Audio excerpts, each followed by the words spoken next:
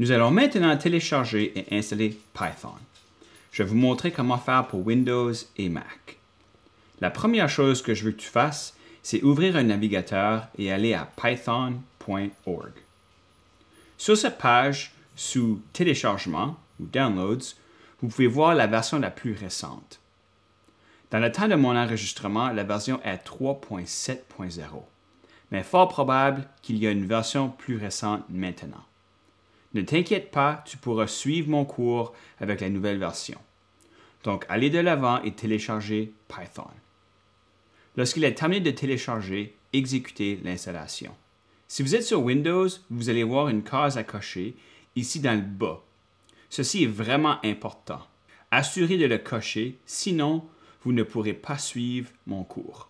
Finalement, cliquez sur « Installer ». Maintenant, vérifions que nous avons bien installé Python.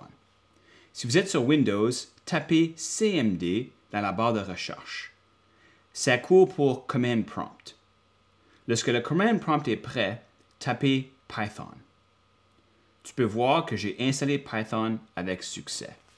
Pour sortir, appuyez sur CTRL et Z. Après, Enter.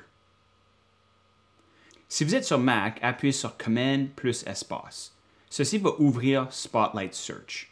Ici, tapez Terminal. Terminal sur Mac est comme Command Prompt dans Windows.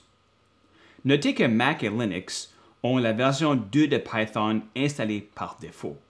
Donc, si tu tapes Python, tu peux voir Python 2. Mais ce n'est pas ce qu'on veut. Pour sortir, tapez CTRL-D. Et ensuite, exécutez Python 3. Et ceci vérifie que nous l'avons installé avec succès. Dans la prochaine capsule, nous allons regarder à l'interpréteur de Python.